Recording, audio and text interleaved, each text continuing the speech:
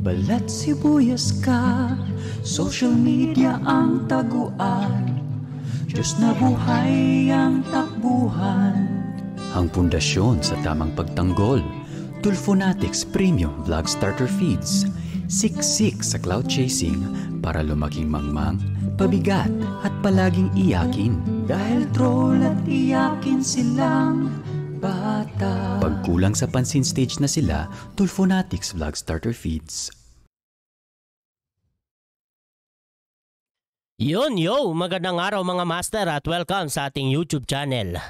Ito mga master, no, siguro alam na to ng buong Kabatas community, no. Patungkol ito kay Senador Rapi Tulfo. Mga Tulfonatics, mag-iyakan ulit kayo. Kasi 'di ba yung kahapon na content natin patungkol kay Idol, no. Grabe yung iyak ng mga Tulfonatics. Iyak sila ng iyak, putik yan. Ito mga Tulfonatics, ito ay patungkol sa ponyo. Dahil itong si Rapi Tulfo, no, nag-endorse ng isang Ponzi scheme, no. Ito mga Tulfonatics, hindi ito joke, no. Mga master, hindi ito joke, di ba? Alam naman natin yan. Siguro napanood na natin to kay Atty. Libayan, no? Pero sa mga Tulfonatics, hindi ito biro mga Tulfonatics, sa totoo ito. Dahil ito ay binalita sa PTV Philippines, no? Ang title ng video na to ay Cease and Desist Order. Inilabas ng SEC sa isang kumpanya na umano'y nagbebenta ng illegal na security. Security siguro yan, nakulangan ng way eh. At ito yan mga Tulfonatics, ito. Yan. Ito ay sa Daily Tribune. No? Ang sabi dito ay Define Ponzi was Tulfo as endorser. Early this month, the SEC issues a cease and desist order against Super Breakthrough Enterprises Corp for illegally soliciting investment from the public. Yan yung picture ni Rapi Tulfo. Yan. Ito yata yung produkto na ini-endorse, no? In a post last August on the OneUp Facebook page, Senator Rapi Tulfo is shown with OneUp parent Super Breakthrough Enterprises President Julius Alan Nobasco with both endorsing a product of the company. Yan. Ito yung endorse ni Rapi Tulfo. Yung product. Product daw. Yan. Ito with the endorsing product of the company, photograph country of OneUp, no, FB, okay? Ito mga Tulfonatics, pakinggan na natin tong balita, no? Itong balita sa PTV News patungkol dun sa company na pinasahan na ng SEC ng cease and desist order, no? Tapos mga master pala, no, after nyan, ipakita natin sa mga Tulfonatics, no, na baka sabihin nila kasi picture lang yun. Baka sabihin nila, hindi naman totoo yung picture lang yan.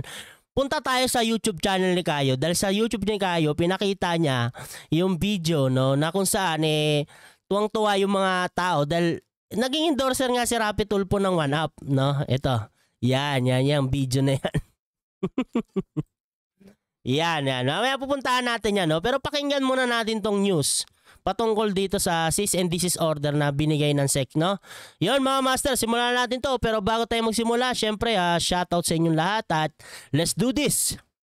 Nadiskubre ng Securities and Exchange Commission ang modus operandi ng isang kumpanya na nag-aalok umano ng illegal na investment packages gamit ang social media. Ito. Mga Tulfonatics, pakinggan nyo mabuti to ha.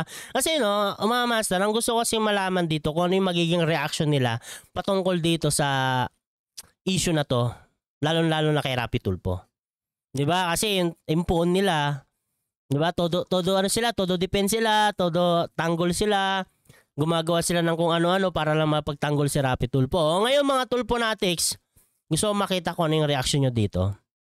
Ano yung magiging komento nyo sa phone nyo na nag-endorse ng isang Ponzi scam. Okay? Yan ang ulat ni Dennis Principe. Naglabas ng cease and desist order ang Securities and Exchange Commission laban sa Super Breakthrough Enterprises Corporation dahil sa umunoy iligal na pagsusulisit ng investment sa publiko. Illegal na pagsusulisit sa publiko. Kanina yung binasa natin, di ba? Parehas naman, parehas. Sa isang order na inilabas noong December 5, ipinag-utos ng SEC. December 5, ano na ngayon? December 27. Bali, 20 days nakakalipas. 22 days pala kasi December 5, 27 na. No? Sa nasabing kumpanya 22 days. na gamit ang pangalang One Uptime. One Uptime. Tandaan nyo mga tulpo natin, One Uptime ha? Tigil ang pagbenta ng securities na gumagamit ng investment contracts nang walang kaukulang lisensya mula sa ahensya. Balik kulang sila ng lisensya, no? Kaya illegal kasi wala silang mga permit. Okay? Sakop na nasabing kautusan ang presidente ng Super Breakthrough Enterprises Corporation, Julius Alan Nolasco. Julius Alan Nolasco, di ba? Binasa natin kanina yan, di ba? Ng kanilang mga directors, officers at agents. Una nang naging subject ng isang cease and desist order ng SEC si Nolasco dahil sa sinasabing promotion ng kanyang illegal investment activities. Illegal investment activities Na pinapadaan sa AlphaNet World Corporation na mas kilala sa pangalang N-World. Lumabas ang order base sa ginawang monitoring activities ng SEC. Ito sabi a careful examination and analysis of the investment scheme of One Uptime will be readily show that its success and liability is heavily dependent on securement and or entry or new investors who are guaranteed 500 per new recruit, referral, securities and exchange commission and bank. Enforcement and Investor Protection Department sa N-World at kay Nolasco. Sa nasabing monitoring activities, nadiskubre ang operasyon ng Super Breakthrough Enterprises kung saan nag-aalok ito ng mga health, wellness, skincare at personal care product investment packages sa YouTube at Facebook. Ang mga alok na produkto ay nagkakalaga ng 10 hanggang 100,000 Halos parehas lang din sa mga iba, di ba? Ganon din yung sa iba eh. 80,000 piso na nangangako ng 25 hanggang 35% returns sa product discounts, recruitment bonuses at iba pang incentives. Rehistrado man sa SEC ang Super Breakthrough Enterprises bilang isang korporasyon, wala itong nakuwang secondary license na nagpapahintulot na mag-alok ng securities sa publiko. Meron naman pala silang naka-register naman pala sila, no? Pero bilang lang, tawag na ito? Breakthrough Enterprises pang incentives. Rehistrado man sa SEC ang Super Breakthrough sa SEC, diba? Rehistrado naman sila pero bilang isang korporasyon. Bilang isang korporasyon. Rehistrado naman sila bilang isang korporasyon pero ang wala itong nakuwang secondary license na nagpapahintulot na mag-alok ng securities sa publiko. Wala silang pagdating naman doon, wala silang permit. Kaya bawal talaga, 'di ba? Illegal. Ibig kasi ganun naman talaga eh. Pag wala kang permit, illegal 'yun, 'di ba? Kahit pa maganda yung gusto mong hangarin, kung tawag nito kung illegal, walang permit, 'di ba? Bawal pa rin, 'di ba? Bawal sa batas 'yon. Dapat sumunod sa batas. 'Di ba? Dapat talaga sumusunod sa batas. 'Yan ang mahirap. Samantala nanawagan naman ang SEC sa publiko na i-report agad sa kanilang ahensya kung patuloy ang pag-alok sa kanila ng Super Breakthrough Enterprises ng kanilang produkto. Isumbong yan, no? Isumbong dahil wala silang permit. Dengs Prinsipe para sa bayan. Yon, no, yon. Yun yung balita mga tulponatics ha. Tapos ngayon, no, eto na. Para magkaliwanagan, no, at magkalinawan, baka sabihin nyo kasi, fake news. Fake news lang yan, hindi totoo yan, hindi nag-endorse si Rapi Tulfo ng ganyan. Pero ito, panoorin nyo to mga tulponatics. Ito ay sa video ni Rapi Tulfo tuloy. sa video, no, sa YouTube channel ni Kayo, no, ni Kamatis Analysis Unit. Ang title ng video na to ay Sorry Tulponatic, late yung gift ko sa inyo. Huli man, naihahabol din. Utik yan. Pangasar yung ito. Ano daw ni Kayo sa inyo, no? Gift. Pamaskong gift. Ay, nako, putik yan. Maraming nangyari ngayong taon na to, no? Magbabagong taon na lang, ang dami pang nangyayari. My goodness talaga. Tulponatics, ang dami ng gift namin sa inyo, ha? Kayo naman yung mag-gift sa amin, no? Kaso yung gift, putik yan. Oh my goodness. So ito, Tulponatics, panoorin nyo. Baka sabihin nyo kasi, fake news yan. Wala naman si Rapi Tulpo dun. Picture lang yun eh. O ito, panoorin nyo to.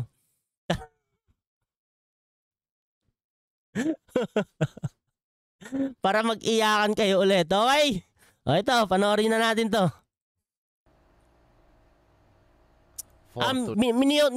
Minute ni Kayo dito yung yung sound, no, ng video kasi copyright. Baka ma-copyright eh. Night, marami din tayong mga pasabog. At the same time. Ayan, tuwang-tuwa sila, oh. Meron. When a senator endorses a product or service, public perception may be a combination of his role as a public figure and public official. Don't ruin the party. Bakit yung tayong special guest, I'm about to introduce to you someone who will be the official face of our one-up elixir. Kailan to?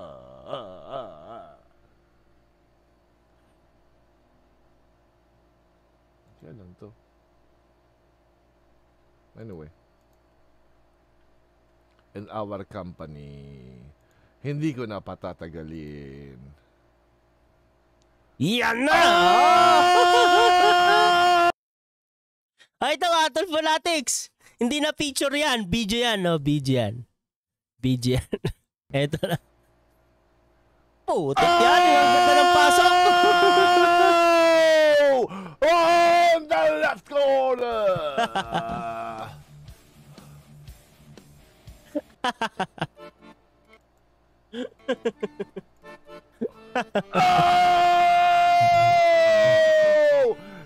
Ayan, mga Tulponatics, ha. Si Rapi Tulpo yan. Nasa one-up yan. Nasa one-up. Isano Senator Rapi Tulpo. Ang ganda ng pagkakabenta ni Kayo. Pang boxing, ah.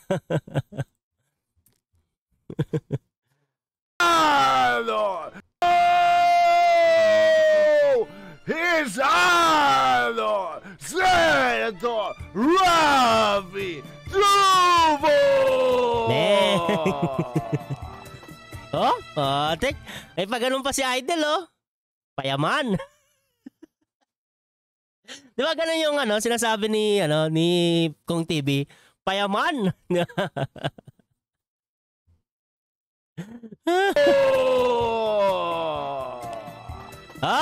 One up. Hindi, one up yun. Hindi yung payaman, di ba? Sige nga, one up.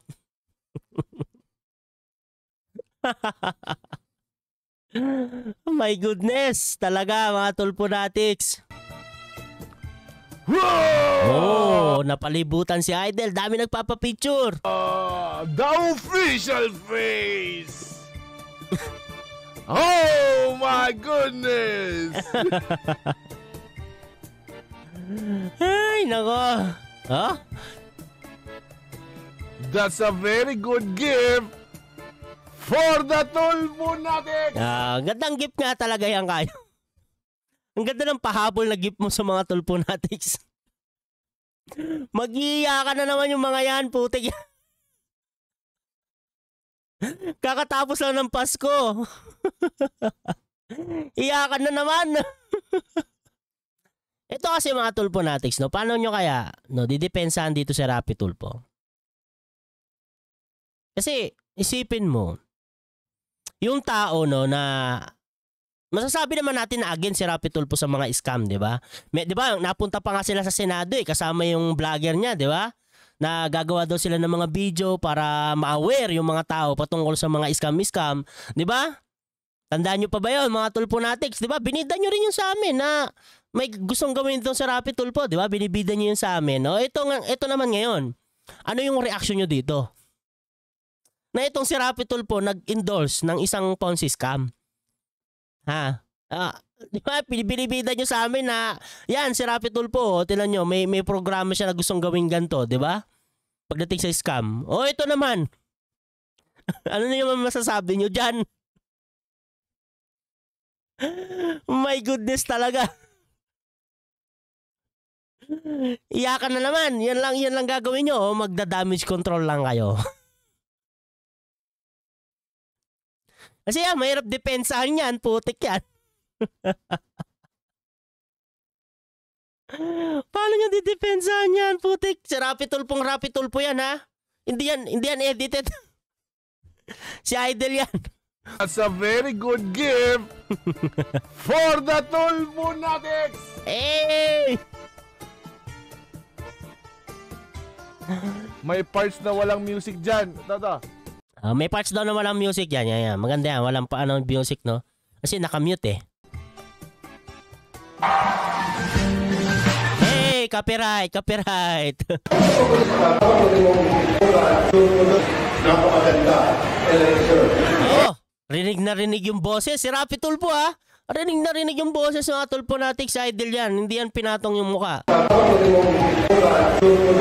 Napakaganda.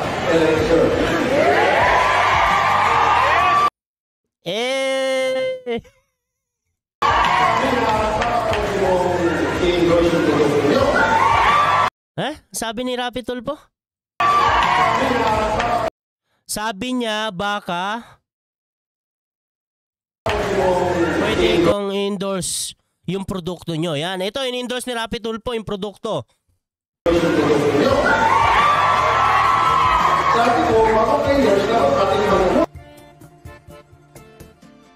Dapat matikman ko muna. Okay nga pala, pakita ko sa inyo. Akala nyo ito yung normal na uniform ko, di ba?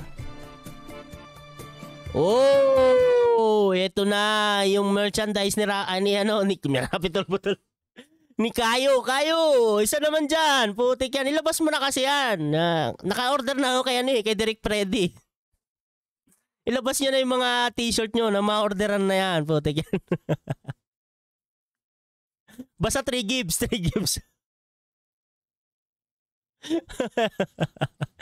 Ilabas na yung mga t-shirt na yan. Putik yan. Bago man lang maoblo, meron na tayong masuot na mga damit. Yan, ganda. Angas. Angas kayo. Angas yan. Labas na yan.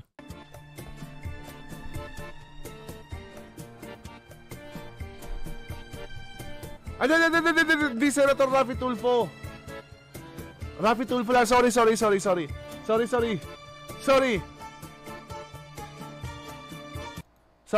guys. Kailangan ko lang i-correct yung sinabi ko. Yung entrance ko, ulitin na lang natin. Ulitin Hindi Senator Rapi Tulfo. Tama na, dapat hindi Senator. Rapi Tulfo lang. Idol, Rapi Tulfo. Okay, ulit natin. Ulitin ni Gayo. Mali. Sorry. Sorry, Rapi Tulfo Latics. Yan na. Papasok na sa red corner.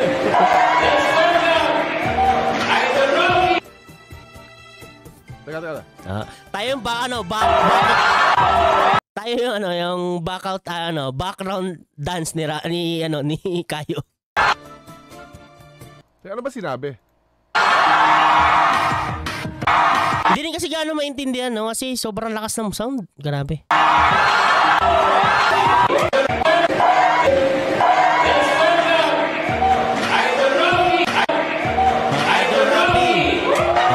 Rapi ang tawag eh. Idol Rapi Tulfo. See? Okay, yun yung kailangan ko. Yan yung kailangan kong baguhin. Okay, I'm sorry. Idol Rapi dapat. Okay. Idol Rapi Tulfo. Yun yung kailangan natin baguhin. Mali ako. Game! Oh my God! Idol Rafi Tulfo is in the house, the public official of this what company? What up? Oh my! Tulfo Natics maging Tumigil yung sound eh. Wala na senator yun ha. Di ko nalagyan ng senator yun. Palakpakan mo, Tulfo Natics. Ang ganda ng pagkakabenta doon ni Kayo. Okay, pa-amenda lang nung nauna ko sinabi. Okay, pa-amenda lang. Ayan mga Tulfo Natics, anong sa inyo dyan? Ayan ha. Kitang-kita si Rapi Tulfo mismo. Di ba? Sabi niya, tikman ko muna. Tikman niya muna daw yung product. Oh my goodness talaga. Ano kaya magiging sa inyo dito mga Tulfo Natics? May balita pinalabas na pinag-iingat yung mga tao, 'di ba? At saka isumbong.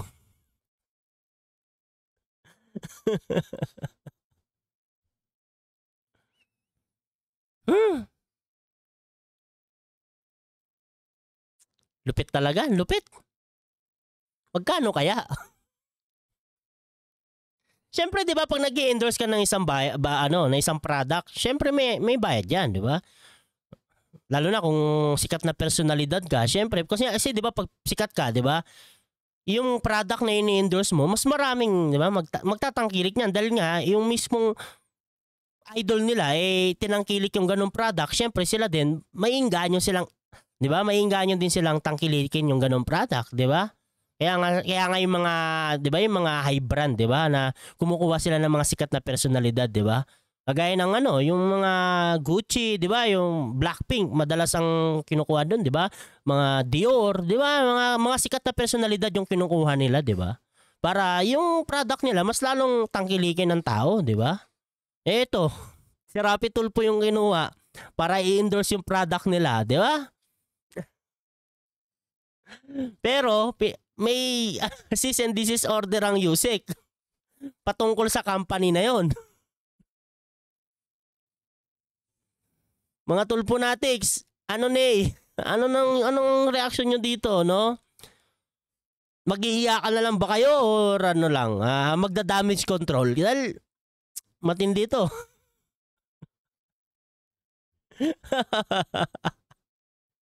Ano na naman ang gagawin nyo dito? Putik yan. Ano ba talaga tumpuon nyo?